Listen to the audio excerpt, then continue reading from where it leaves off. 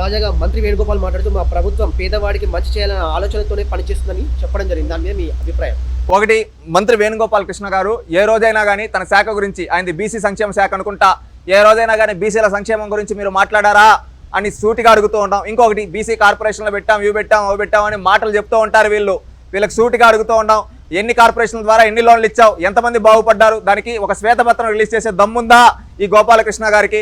ఇంకొకటి, మీరు మంత్రి జగన్మోహన్ రెడ్డి గారు కనీసం మీకు స్వేచ్ఛన్నా ఇస్తున్నాడా? మీ చుట్టూ ఈరోజు తన సొంత సామాజిక వర్గ సామంత రెడ్డిలో పెట్టి ఈరోజు మిమ్మల్ని పరిపాలన చేయకుండా అడ్డుకుంటుంది మీ నాయకుడు కదా. వాటి గురించి సూటిగా చెప్పండి అయ్యా. ఈరోజు మీరు పేదవాళ్ళకి మంచి అని చెప్తూ ఉంటే పేదవాళ్ళు మనకేం మంచి చేశాడరా అని వాళ్ళు ఆశ్చర్యపోతూ ఉన్నారు. ఏ విధంగా రేట్లు పెంచేయడమా మీరు చేసిన మంచి? ఈరోజు నిత్యావసర సరుకుల పైన ఎంత భారం వేశారయ్యా? ఒకప్పుడు తెలుగుదేశం పార్టీలో ఉన్నదానికంటే 50% ఎక్కువ రేట్లు పెంచి ఈరోజు అమ్ముతూ ఉన్నారు. ఆ విధంగా వాళ్ళపైన భారం వేసి మళ్ళీ అదేవిధంగా పెట్రోల్ ఛార్జీలు, అదేవిధంగా బస్ ఛార్జీలు, కరెంటు ఛార్జీలు చెప్పుకుంటూ పోతే అన్ని రకాల పన్నులేసి వాళ్ళని పట్టి పీడిస్తూ ఉన్నారు. జలగలాక మీ ప్రభుత్వం. మీరు తాము చేసిన మంచిని పక్కన పెట్టి ప్రతిపక్షాలు మాత్రం పేదవాళ్ళకి మంచి జరగకూడదు అన్న ఆలోచనతో పనిచేస్తున్నాయని విమర్శించారు. ఒకటి, పేదవాడికి మంచి చేస్తా అంటే ఎవరు అడ్డుకోరు. నిజంగా పేదవాడికి మంచి చేస్తే ఎవరు అడ్డుకోరు. ఈ జగన్మోహన్ రెడ్డి గారు లాంటి మనస్తత్వం ఉన్న వాళ్ళు ఎవరన్నా అడ్డుకుంటారేమో కానీ నిస్వార్థమైన చంద్రబాబు నాయుడు గారు ఎక్కడా అడ్డుకోరు.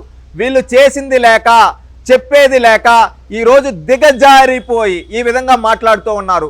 మీరు కరెంట్ ఛార్జీలు తగ్గిస్తా అంటే చంద్రబాబు నాయుడు వద్దన్నాడా? లేదు కదా. మీరు పెంచేశారు, అవి తగ్గించండి అని చంద్రబాబు నాయుడు గారు పోరాడుతూ ఉన్నారు. అవుటికి సమాధానం చెప్పండి. పేదవాడికి మంచి చేశామంటే నోటి మాటల నుంచి మంచి చేసింది కాదయ్యా, కావాల్సింది చేతల్లో చూపేయండి. ఎంతమందిని ఈరోజు పేదవాళ్ళని కోటీశ్వర్లుగా మార్చారు? సూటిగా సమాధానం చెప్పండి.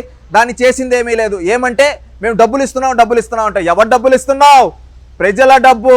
₹1 ఉన్నదాన్ని 100 రూపాయలు చేసి పట్టి పీడిస్తూ మీరు దోచుకుంటూ ఆ వచ్చిన దాన్ని పేదవాడికి ₹1 వేసి నీ బతికింతేరా అని చెప్తూ ఉన్నారు.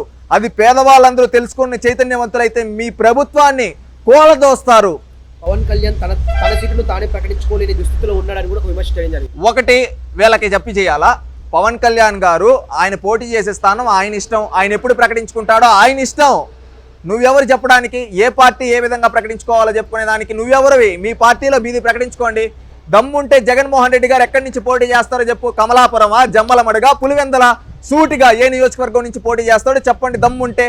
దానికి సమాధానం చెప్పలేక ఈరోజు పవన్ కళ్యాణ్ గారు ఎక్కడ పోటీ చేయాలో ఆయనకి క్లారిటీ ఉంది. తెలుగుదేశం పార్టీ, జనసేన పార్టీలకి క్లారిటీ ఉంది. మధ్యలో మీకెందుకు? మీ నాయకుడు ఎక్కడ పోటీ చేస్తాడో అది చెప్పండి ముందు సమాధానం. తెలుగుదేశం జనసేన పొత్తు చిత్తైందని కూడా ఒక కామెంట్ చేయడం జరిగింది. ఈ పొత్తు సక్సెస్ కాబట్టి వాళ్ళు ఈ విధంగా మాట్లాడుతూ ఉన్నారు. ఎందుకంటే భయం పుట్టుకునేసింది వాళ్ళకి. జగన్మోహన్ రెడ్డికి ఓడిపోతున్నాం అని జగన్మోహన్ రెడ్డికి భయం పుట్టుకునింది. ఆ భయంలో ఈ రోజు ఈ విధంగా వాళ్ళ పార్టీ నాయకుల చేత ప్రెస్ మీట్లు పెట్టించి ఏ విధంగా దిగజారిపోయి మాట్లాడుతూ ఉన్నారు. తెలుగుదేశం పార్టీ, జనసేన పార్టీ కూటమి grand success. TDP, JSP winnowing, YSRCP losing అని ఈరోజు ఆంధ్రప్రదేశ్ రాష్ట్ర ప్రజలు మాట్లాడుకుంటున్నారు. అది గుర్తుపెట్టుకోండి.